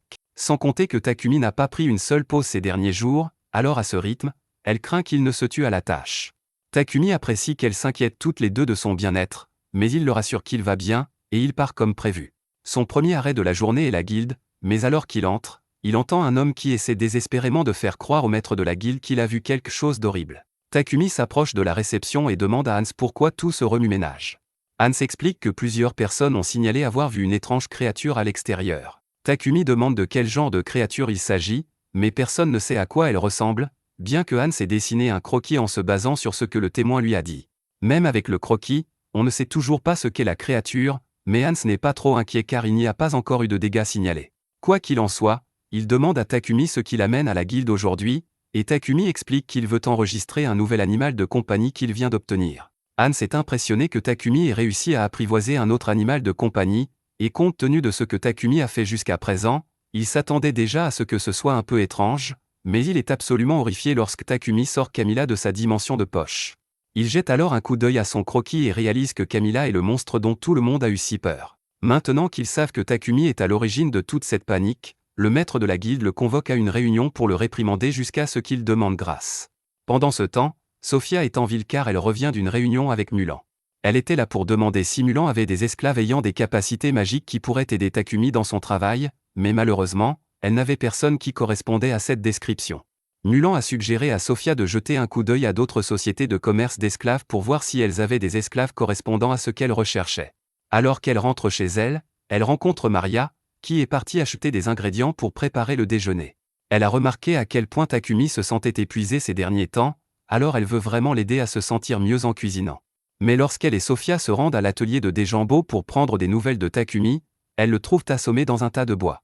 Elles sont d'abord choquées, mais Dejambo leur dit qu'il n'y a pas lieu de s'inquiéter car Takumi s'est simplement endormi pendant qu'il travaillait, et il n'est pas difficile d'imaginer pourquoi quand Takumi a travaillé si dur sans se reposer. Et malgré l'épuisement, il a continué à travailler avec le sourire jusqu'à ce qu'il s'évanouisse. Il va s'en sortir pour l'instant, mais Dejambo prévient les filles que si elles ne font pas en sorte que Takumi arrête de travailler aussi dur, il pourrait bien mourir un jour. Un peu plus tard, une fois que Takumi s'est réveillé de sa sieste, il termine le chariot, et il a l'air si fier de lui pour cela. Et il a toutes les raisons d'être fier, car il a transgressé les lois de la physique pour fabriquer cette chose. À l'extérieur, elle ressemble à une voiture ordinaire, mais à l'intérieur, elle a la taille d'une maison. Takumi a travaillé dur pour enchanter cette voiture avec de la magie spatiale afin d'agrandir l'intérieur, et il l'a même équipée de tout le nécessaire pour que même les plus longs trajets en voiture soient confortables. Tout le monde monte à bord pour tester la voiture, et Maria s'amuse comme une folle à la conduire. Même si la voiture se déplace à une vitesse terrifiante, on ne ressent pratiquement aucune vibration à l'intérieur, de sorte qu'il n'y a aucun risque de mal des transports. Ils ont encore du temps avant le voyage prévu, alors Takumi dit à Maria qu'elle peut faire des suggestions sur tout ce qu'elle veut qu'il ajoute à la voiture, et puisqu'il l'a proposé, elle lui demande des pics de mort. Les pics sur le côté n'ont aucune utilité, mais ce serait cool. Takumi prend note de la suggestion de Maria et l'ignore rapidement, il continue donc comme d'habitude, et quelques jours plus tard, c'est l'heure du voyage. Il s'arrête à la porte de la ville et rencontre les crocs de lion, qui les escorteront jusqu'à la capitale. Papek et les autres ne tardent pas à arriver, et puisque tout le monde est là, Takumi pense qu'il est temps pour eux de se mettre en route. Cependant, avant qu'ils ne partent, Papek est un peu curieux de savoir à quoi ressemblerait un carrosse construit par Takumi, alors il demande s'il peut jeter un coup d'œil à l'intérieur. Takumi lui dit d'aller de l'avant, alors Papek entre à l'intérieur, et à la seconde où il voit la maison à l'intérieur, il panique. Il demande frénétiquement à Takumi de lui expliquer comment il a réussi à fabriquer un si merveilleux carrosse et lui propose de le payer grassement pour obtenir l'information. Mais Lord Godwin lui fait entendre raison, car il ne veut pas que Papek mette Takumi mal à l'aise. Godwin commence alors à s'exclamer haut et fort qu'il aimerait avoir un carrosse aussi merveilleux que celui de Takumi, et bien qu'il n'ordonne pas à Takumi de lui en fabriquer un, si Takumi devait lui en offrir un, il serait tellement reconnaissant qu'il serait prêt à payer 100 pièces de platine. Takumi fait un rapide calcul dans sa tête et réalise que 100 pièces de platine représentent environ 1 milliard de yens, et avec une telle somme d'argent sur la table, comment pourrait-il refuser? Pour l'instant, le groupe se met en route, Takumi et son groupe dans sa calèche, tandis que Godwin et Papek utilisent leur propre calèche. Pendant le trajet, Godwin parle à son assistant de l'atout que représente Takumi pour le royaume depuis qu'il est arrivé. Il est certain que Takumi atteindra un jour des sommets encore plus élevés, mais tous ses accomplissements ne manqueront pas d'attirer l'attention. Le roi et Godwin feront tout ce qui est en leur pouvoir pour protéger Takumi des menaces qui pèsent sur le royaume de Barkula, mais l'empire de Sedonia sera toujours très difficile à gérer. En parlant de l'empire de Sedonia, nous nous projetons dans le futur après que les autres héros ont été convoqués, et Akane lit un vieux livre d'histoire de Sedonia pour rassembler autant d'informations qu'elle le peut. Le livre parle de la déesse Anat que Sedonia vénère, et dit qu'elle a créé l'humanité à son image. Elle a ensuite créé les hommes-bêtes à partir des bêtes et les elfes à partir des lutins, tous au service de l'humanité. C'est pourquoi les hommes-bêtes de l'empire de Sedonia sont si maltraités, et Akane ne le supporte pas. De retour à l'époque de Takumi, lui et les autres viennent d'arriver à la capitale, et Takumi est heureux qu'ils aient réussi à arriver en toute sécurité sans être attaqués. Mais la seule raison en est que le groupe de Takumi n'a cessé d'éliminer tous les monstres qui s'approchaient un tant soit peu d'eux. En fait, Lionfan n'a littéralement rien fait pendant tout ce temps, alors qu'ils sont censés être les gardes du corps ici. À ce moment-là, Papek s'approche de Takumi et lui dit qu'il a quelque chose à lui dire. Une fois qu'ils sont arrivés à l'auberge, il dit à Takumi qu'il veut offrir au roi un carrosse semblable à celui que Takumi a fabriqué pour lui-même. Il en a déjà parlé avec Lord Godwyn, qui pense que ce serait la meilleure façon de montrer au roi l'expertise de Takumi. Cependant, comme leur audience avec le roi n'a lieu que dans 5 jours, Papek ne pense pas que Takumi sera capable d'en fabriquer un à temps, et il suggère donc d'attendre la prochaine audience avec le roi.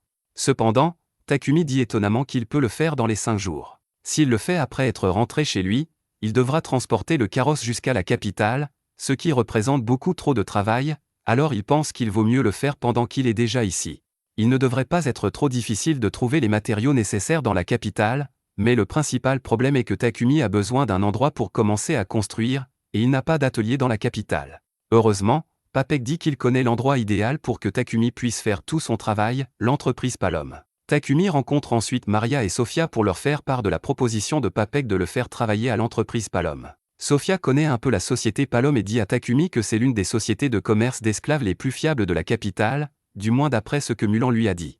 Papek a obtenu l'autorisation pour Takumi d'utiliser l'un des vieux bâtiments détachés de la compagnie Palom, et dès que les matériaux arriveront, Takumi aura l'intention de commencer à travailler sur le nouveau chariot. Mais Sofia refuse que cela se produise et dit à Takumi qu'il doit se trouver un assistant. Il s'est presque tué à la tâche en construisant le premier carrosse, et maintenant il veut commencer à travailler sur un deuxième sans s'arrêter pour faire une pause. Même un bourreau de travail comme lui doit se rendre compte qu'il met sa santé en danger. Sofia lui demande donc de se trouver un autre esclave pendant qu'ils sont à l'entreprise Palom. Takumi comprend que Sofia et Maria s'inquiètent sincèrement pour son bien-être. Il accepte donc de se procurer un nouvel esclave et, le lendemain, il rencontre le propriétaire de l'entreprise Palom. Takumi lui dit qu'il cherche un esclave pour l'aider dans son alchimie, et comme Takumi travaille actuellement sur un chariot qui contient divers éléments magiques, Palom suppose que Takumi a besoin d'un esclave qui a des aptitudes magiques. Pendant que Takumi est en réunion, Sofia se tient à l'extérieur, mais tout à coup, Maria arrive en courant, paniquée parce qu'elle ne trouve Maple nulle part. Maple a dit tout à l'heure qu'elle voulait explorer le bâtiment Palom, et si quelqu'un voit une araignée tueuse se promener dans les couloirs, il va paniquer, alors Sofia dit qu'elle va chercher Maple avant qu'elle ne cause des ennuis. Malheureusement, lorsqu'elle trouve Maple, elle a déjà effrayé Reva, qui essayait simplement d'apprécier son livre. Maple s'excuse d'avoir effrayé Reva et Sofia l'aide à se remettre debout, mais elle remarque alors que le livre que Reva porte est un livre sur l'alchimie. Elle demande à Reva si elle est intéressée par l'alchimie, et elle commence à lui dire à quel point elle aime étudier l'alchimie. Quelques minutes plus tard, Reva est amenée dans la salle de réunion pour rencontrer Takumi, car Palom a suggéré qu'elle était une bonne candidate pour répondre aux besoins de Takumi. Reva salue Takumi et s'assoit pour qu'ils puissent commencer leur discussion, mais alors que Takumi lui explique les tâches qu'il doit accomplir, Reva est complètement déconnectée parce qu'elle craint d'être à nouveau rejetée et de ne pas pouvoir gagner de l'argent pour sa famille. À ce moment-là, Takumi parle de rencontrer quelqu'un qui s'y connaît en alchimie, et dès que Reva entend le mot « alchimie », elle s'enflamme, car l'alchimie, c'est son truc. Elle aime l'alchimie autant que Takumi, et tous deux commencent à parler de leurs méthodes et théories préférées. Takumi est tellement impressionné par Reva qu'il décide de lui faire passer un petit test. Il déchire un morceau de papier d'un de ses journaux et lui demande si elle peut trouver à quoi sert ce cercle magique. Reva y jette un coup d'œil et comprend qu'il s'agit d'un cercle de recomposition utilisé pour fabriquer des bonbons, mais il y a quelque chose qui cloche, et elle ne sait pas ce que c'est. Elle commence à avoir une crise de panique due à l'examen et se met à pleurer parce qu'elle ne peut pas répondre à la question de Takumi. Elle lui dit qu'elle ne connaît pas la réponse parce que ce n'est pas le même sort de bonbons qu'elle connaît, et elle s'attendait à ce que Takumi la rejette pour avoir échoué à son examen, mais au contraire, il lui tend la main et l'invitait à rejoindre son groupe. Elle avait raison de dire que le cercle servait à fabriquer des bonbons, mais c'était un peu différent car Takumi utilise d'autres ingrédients dans ses bonbons. Néanmoins, Takumi trouve incroyable qu'elle ait pu comprendre ce qu'était le cercle magique rien qu'en le regardant, et il lui dit qu'il serait ravi qu'elle fasse partie de son équipe. Comme Takumi a accepté Reva, Palom crée le contrat entre eux, et Reva est heureuse d'être enfin employée. Mais elle lui demande s'il peut lui rendre un petit service, elle veut qu'il l'aide à envoyer tous ses salaires dans son village natal. Reva explique que sa famille est très pauvre et qu'elle veut la soutenir autant que possible pour que son frère puisse avoir une vie meilleure, et si c'est ce qu'elle veut vraiment, Takumi ne voit aucune raison de refuser. Pendant ce temps, le roi de Sedonia s'apprête à prendre des mesures de représailles contre le royaume de Barkula qui a refusé de lui livrer Takumi. Mais la princesse a une meilleure idée, ils vont bientôt convoquer leur héros, alors elle prévoit de lancer des rumeurs pour susciter la haine du peuple de Barkula parmi les Sédoniens, et une fois qu'ils auront convoqué leur héros, ils trouveront une excuse pour faire la guerre et se venger. Peu de temps après, Takumi termine la synthèse de la structure en adamantite pour le chariot, et Reva est impressionnée qu'il ait pu créer quelque chose comme cela tout seul. Elle propose de commencer à polir le cadre, mais en le faisant, son moral chute car elle ne pense pas pouvoir accomplir quelque chose de semblable. Cependant, Takumi la rassure en disant que bien que les cercles d'alchimie qu'il a utilisés puissent paraître compliqués, ce n'est pas beaucoup plus difficile que le sort des bonbons. Il est sûr qu'après un peu d'entraînement, Reva sera capable de pratiquer l'alchimie aussi bien que lui, car après tout, elle possède la qualité la plus précieuse pour l'alchimie, un enthousiasme authentique pour cet article. Finalement, avec l'aide de Reva, Takumi parvient à terminer le chariot. Alors qu'il admire son travail, un vieil homme s'approche de lui pour regarder le chariot également. Il demande à Takumi si cela lui appartient, mais Takumi répond qu'il l'a fabriqué mais qu'en réalité, il va l'offrir au roi. Juste à ce moment, les autres arrivent en courant en criant pour attirer l'attention du roi. Comme ils font clairement référence à Takumi, ce dernier réalise que l'homme à côté de lui doit être le roi, et il est mortifié de la manière décontractée avec laquelle il lui parlait plus tôt.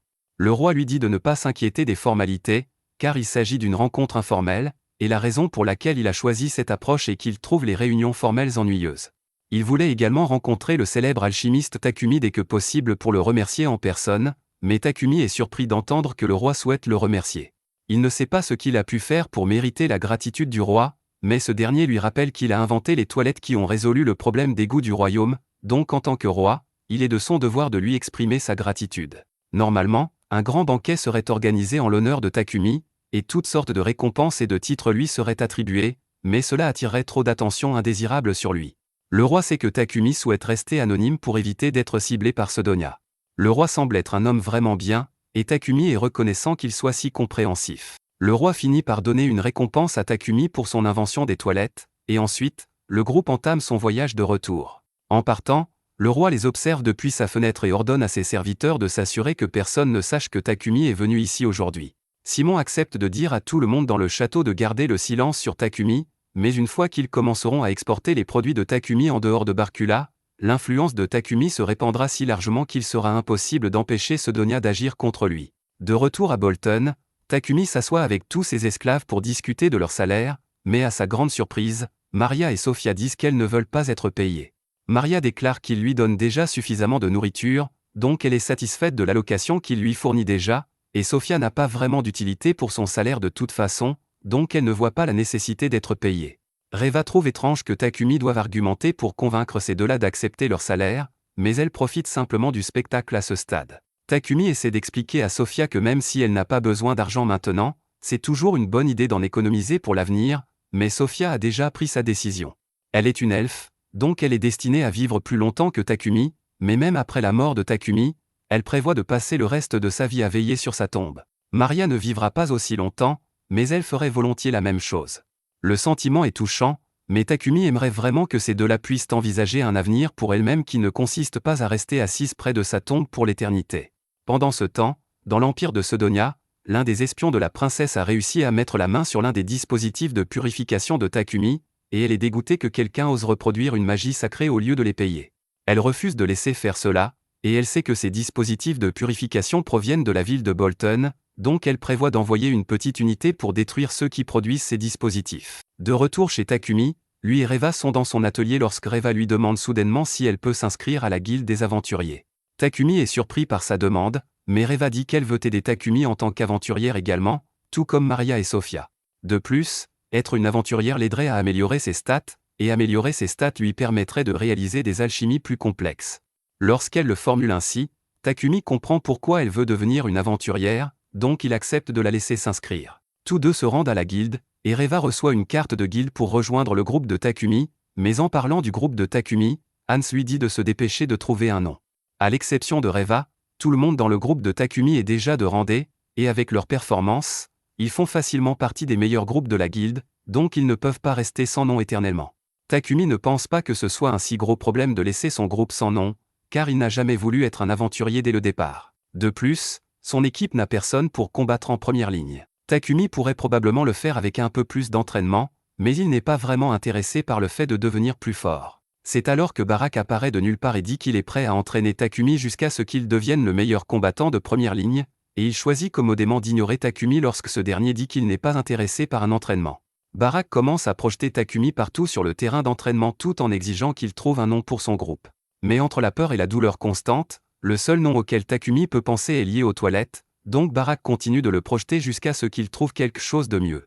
Malheureusement, Takumi n'a rien trouvé, donc à la fin de la journée, il est couvert de bleu et de bosses.